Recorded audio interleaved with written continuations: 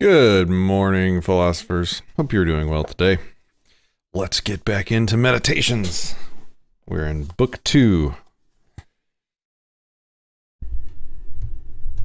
I forgot specifically where we left off. Okay, number 4, I think. Remember how long you've been putting this off. How many extensions the gods gave you, and you didn't use them. At some point, you have to recognize what world it is that you belong to, what power rules it, and from what source you spring. That there is a limit to the time assigned you. And if you don't use it to free yourself, it will be gone and will never return. Number 5. Concentrate every minute, like a Roman, like a man, on doing what's in front of you with precise and genuine seriousness. Tenderly, willingly, with justice. I'm going to read that again. Concentrate every minute like a Roman, like a man, on doing what's in front of you with precise and genuine seriousness, tenderly, willingly, with justice, and on freeing yourself from all other distractions. Yes, you can. If you do everything as if it were the last thing you were doing in your life, and stop being aimless. Stop letting your emotions override what your mind tells you. Stop being hypocritical, self-centered, irritable. You see how few things you have to do to live a satisfying and reverent life? If you can manage this, that's all even the gods can ask of you.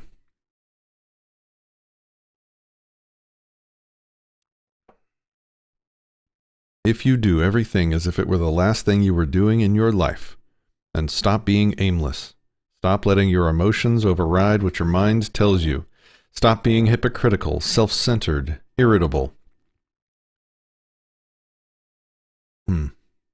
That's a great that's a great paragraph. I'm gonna have to go back and think on that one. Number 6. Yes, keep on degrading yourself, soul. But soon your chance at dignity will be gone. Everyone gets one life. Yours is almost used up, and instead of treating yourself with respect, you have entrusted your own happiness to the souls of others. Number 7. Do external things distract you? Then make time for yourself to learn something worthwhile. Stop letting yourself be pulled in all directions, but make sure you guard against the other kind of confusion. People who labor all their lives but have no purpose to direct every thought and impulse toward are wasting their time, even when hard at work. Number 8. Ignoring what goes on in other people's souls. No one ever came to grief that way. Interesting. Ignoring what goes on in other people's souls, no one ever came to grief that way. But if you won't keep track of what your own soul's doing, how can you not be unhappy? Number 9. Don't ever forget these things. The nature of the world. My nature. How I relate to the world. What proportion of it I make up. That you are part of nature, and no one can prevent you from speaking and acting in harmony with it, always. Number 10. In comparing sins the way people do, Theophrastus says that the ones committed out of desire are worse than the ones committed out of anger, which is good philosophy. The angry man seems to turn his back on reason out of a kind of pain and inner convulsion. The angry man seems to turn his back on reason out of a kind of pain and inner convulsion. But the man motivated by desire, who is mastered by pleasure, seems somehow more self-indulgent, less manly in his sins. I see that. Theophrastus is right, and philosophically sound, to say that the sin committed out of pleasure deserves a harsher rebuke than the one committed out of pain. The angry man is more like a victim of wrongdoing provoked by pain to anger. The other man rushes into wrongdoing on his own, moved to action by desire. Number 11. This is another massive one for Stoicism. This is Memento Mori. Here we go. This one paragraph can and should change how you live your entire life. Number 11. You could leave life right now. Let that determine what you do and say and think. If the gods exist, then to abandon human beings is not frightening. The gods would never subject you to harm. And if they don't exist or don't care what happens to us, what would be the point of living in a world without gods or providence? But they do exist, they do care what happens to us, and everything a person needs to avoid real harm they have placed within him. If there were anything harmful on the other side of death, they would have made sure the ability to avoid it was within you. If it doesn't harm your character, how can it harm your life? Nature would not have overlooked such dangers through failing to recognize them, or because it saw them but was powerless to prevent or correct them. Nor would it ever, through inability or incompetence, make such a mistake as to let good and bad things happen indiscriminately to good and bad alike. But death and life, success and failure, pain and pleasure, wealth and poverty, all these happen to good and bad alike, and they are neither noble nor shameful, and hence neither good nor bad. So if you look at this from a superstitious point of view, I guess it makes like face value sense. But if you look at it from a more rational skeptic point of view, it on its face is a lot of nonsense. But I think there's a lot more to it than that. First of all, the first sentence, you could leave life right now. Let that determine what you do and say and think. This is something that you should think about often. Like, you could die right now. It could be over right now. So are you going to be happy with what you're doing and saying and thinking right now? With that as the case? Are you happy with your plans for the day? Are your priorities where they need to be for the day if this is your last day? If tomorrow is your last day, are your priorities where they need to be? Have you told the people you love that you love them? Have you spent time with them? Would you be proud of what you did yesterday if today was your last? These are the kinds of questions that I think are super powerful and super motivating and super fulfilling. Like, to be able to look back on yesterday and say, well, you know, if I die today, I handled yesterday as well as I could have, and I'm proud. I'm proud to have lived the life that I have led up to this point. I haven't left any loose ends. You know, these are good questions to ask yourself. You could leave life right now. Let that determine what you do and say and think.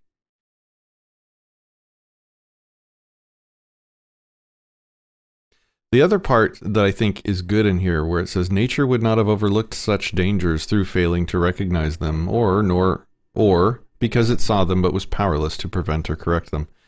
This is also good to think about from the perspective of you are alive because of an unbroken chain of people. We talked about this a while back. An unbroken chain of people that survived everything life threw at them, at least up until the point of making and successfully raising children to adulthood. You are a lot tougher than you think. You have been given the tools to survive a hell of a lot more and a hell of a lot worse stuff than you think. Nature has given you the tools to survive quite a bit of crap. I think, what did we say a while back? It was, why can't you survive this? Is a great way of asking a question, like when you're in a struggle moment or when something's attacking you or harming you or you have a seemingly insurmountable problem. Well, nature's probably already given you the tools to survive it. And so the question you should ask yourself in some of those situations is, why can't I survive this? I think that was the second good part out of that paragraph. I'm sure there's more. Just need to think about it more. Number 12. The speed with which all of them vanish, the objects in the world, and the memory of them in time. And the real nature of the things our senses experience, especially those that entice us with pleasure or frighten us with pain, are loudly trumpeted by pride. Or are loudly trumpeted by pride.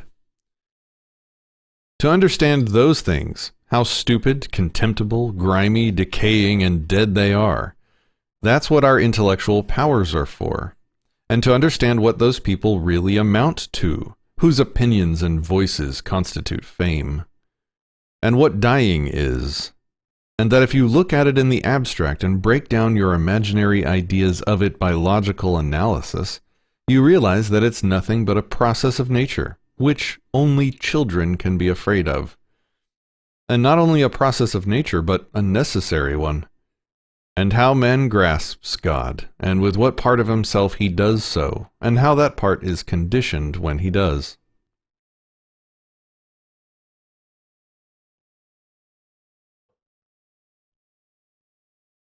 The real nature of the things our senses experience, especially those that entice us with pleasure or frighten us with pain, or are loudly trumpeted by pride, to understand those things, how stupid, contemptible, grimy, decaying, and dead they are. So much to think about. Number 13. Nothing is more pathetic than people who run around in circles, quote, delving into the things that lie beneath, and conducting investigations into the souls of the people around them, never realizing that all you have to do is to be attentive to the power inside you and worship it sincerely. To worship it is to keep it from being muddied with turmoil and becoming aimless and dissatisfied with nature, divine and human. What is divine deserves our respect because it is good. What is human deserves our affection because it is like us. And our pity too sometimes, for its inability to tell good from bad. As terrible a blindness as the kind that can't tell white from black. Number 14. Even if you're going to live 3,000 more years, or 10 times that, remember, you cannot lose another life than the one you're living now, or live another one than the one you're losing. The longest amounts to the same as the shortest. The present is the same for everyone. Its loss is the same for everyone, and it should be clear that a brief instant is all that is lost. For you can't lose either the past or the future. How could you lose what you don't have? Remember two things. 1. That everything has always been the same and keeps reoccurring. And it makes no difference whether you see the same things recur in 100 years or 200 or in an infinite period. 2. That the longest lived and those who will die soonest lose the same thing. The present is all they can give up. Since that is all you have, and what you do not have, you cannot lose. Number 15. Everything is just an impression. Monimus the Cynic. Oh, that was a quote. Quote, everything is just an impression. Quote, end quote. By Monimus the Cynic. And the response is obvious enough, but the point is a useful one, if you take it for what it's worth. That's a good thing to remember, that your senses and your impressions of things are just impressions. You're fallible. You can always be wrong, no matter how sure you are. It's always possible. It's good to remember that it's always possible for you to be wrong. Number 16. The human soul degrades itself. Number 1. Above all, when it does its best to become an abscess, a kind of detached growth on the world. To be disgruntled at anything that happens is a kind of secession from nature, which comprises the nature of all things. 2. When it turns its back on another person or sets out to do it harm, as the souls of the angry do. 3. When it is overpowered by pleasure or pain. 4. When it puts on a mask and does or says something artificial or false. 5. When it allows its action and impulse to be without a purpose, to be random and disconnected. Even the smallest things ought to be directed towards a goal, but the goal of rational beings is to follow the rule of law of the most ancient of communities and states. Number 17. Human life. Duration, momentary. Nature, changeable. Perception, dim. Condition of body, decaying. Soul, spinning around. Fortune, unpredictable. Lasting fame, uncertain. Sum up. The body and its parts are a river, the soul a dream and a mist. Life is warfare and a journey far from home. Lasting reputation is oblivion. Then what can guide us? Only philosophy, which means making sure that the power within stays safe and free from assault. Superior to pleasure and pain, doing nothing randomly or dishonestly and with imposture. Not dependent on anyone else's doing something or not doing it. And making sure that it accepts what happens and what it is dealt as coming from the same place it came from. And above all, that it accepts death in a cheerful spirit, as nothing but the dissolution of the elements from which each living thing is composed. If it doesn't hurt the individual elements to change continually into one another, why are people afraid of all of them changing and separating? It's a natural thing, and nothing natural is evil. Nothing natural is evil? Not sure about that. Guess it depends on your definition of evil. That is the end of book 2. That's a good place to leave it for today. There's so much packed into so few words. Like I'm reading another book. I'm reading the 48 Laws of Power. And I'll go through 10 pages, 15 pages before I'll hit a quote that I'll stop and highlight and write down and think about. This is like there's 7 of them per page. And so I've been going back in the evenings and sort of rereading what I read in the morning and taking more time to think through it. But in the mornings, don't have time for that. We got to get to work. We got a lot to do today. So, let's see. What are my thoughts today? This is interesting. This is not out of any book or quote. This is out of my brain from yesterday. Incompetence and unreliability have power over you through other people, to the degree that you don't predict or see them coming. Yesterday, I succeeded, and I'm proud of myself in recognizing a long-running situation as one in which a certain kind of problem was going to arise out of, saw it coming, and so when it happened, I saw this months out, so when it happened, I had already accepted it, like, as part of the possible future. I was already mentally and emotionally prepared for it. And so I was able to stay perfectly calm and rational and in control and awake and present when the situation was presented to me. And, I definitely felt the feelings. I felt the annoyance. I felt I felt the anger there, but it was expected. And when these things are expected, you're able to handle them much, much, much, much better, much more efficaciously. And so today, part of that is going to be, now that these negative things have happened that I predicted happening, the thing I didn't do or the thing I missed doing was having plans in place for how to turn those things to my benefit. And so today, that's what I'm going to be working on. But the other part of this thing I wrote down today, incompetence and unreliability have power over you through other people to the degree you don't predict or see them coming, is that yesterday I also failed. I didn't see some incompetence and unreliability in a different area coming, though I should have. And it would have saved me hours of my lifespan yesterday had I seen them coming. Hours of my life waiting on them, and hours of being frustrated and impatient, and I should have seen it coming, and I should have caught it happening in real time, and that would have allowed me to change my behavior and save a lot of my time that I ended up wasting yesterday. So, I know this is really nebulous and contextless, but it necessarily has to be, because this is not going to turn into some public expose on the problems of my life. I'm just trying to give you general things I'm thinking about.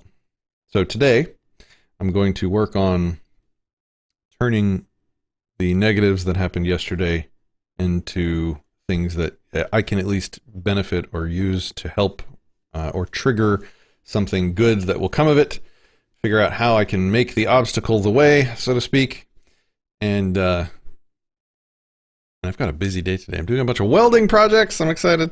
All right, guys. Have a great day. I hope you're still enjoying these.